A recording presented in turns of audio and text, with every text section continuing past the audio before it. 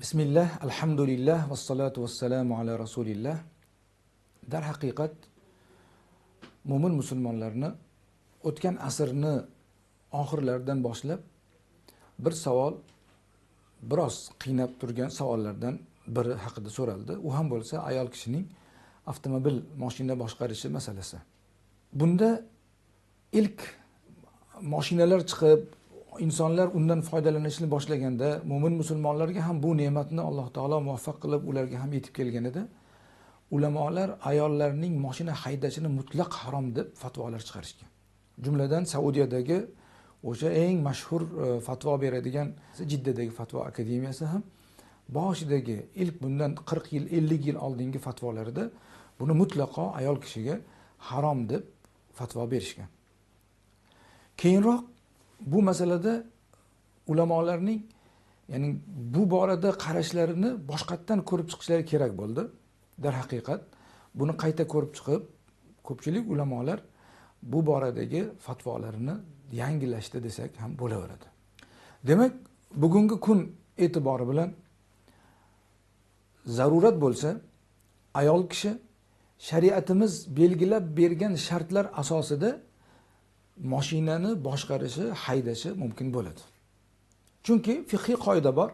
Umumiy odatlarda al-aslu fil adati al-javaz wal ibaha degan qoida bor.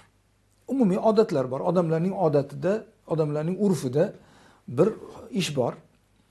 O'sha urfdagi, odatdagi narsani haqidagi shariatning asl hukmi u mumkin, muboh deb qaraladi.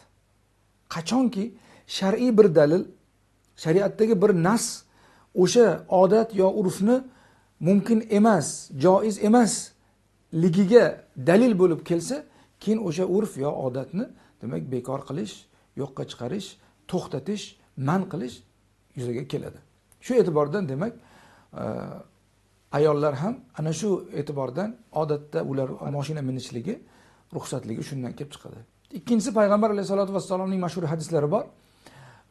An-nisa'u shaqoiqur rijal degan hadislar bor. Ayollar erkaklarning tug'ishganlari, ya'ni ularning tengidir, ya'ni hukmlarda erkaklar bilan deyarli agar xos qilinmagan narsalarda barchasida ayollar bilan erkaklar bir-biriga yaqindir. Namoz o'qish ayollarga ham farz, erkaklarga ham farz, ro'za tutish ularga ham farz, bularga ham farz. Faqatgina ayollarning o'ziga xos bo'lgan ba'zi bir hukmlar bundan mustasno yoki erkaklarning o'ziga xos bo'lgan hukmlar bundan mustasno.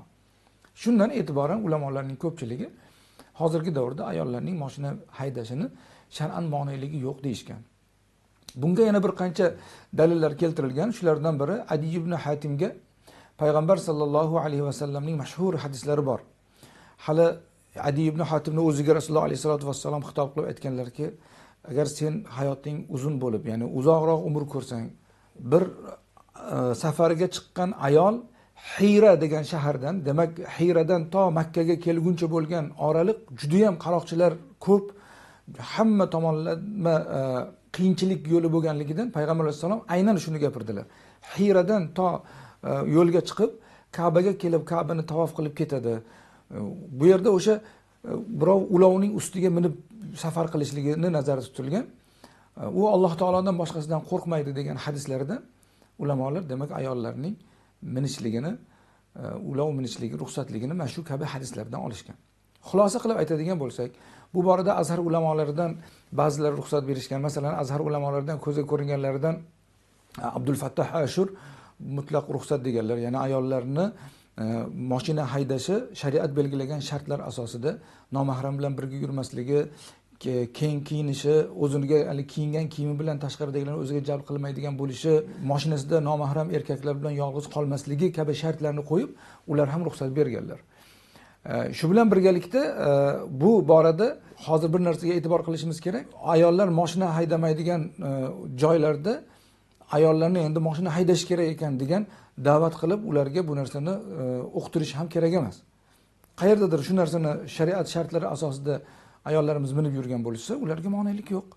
Lekin minmayotgan bo'lsa, ularni majburlab da'vat qilib mashina haydashga demak targ'ib qilish shart emas. Vallohu a'lam bis-savob.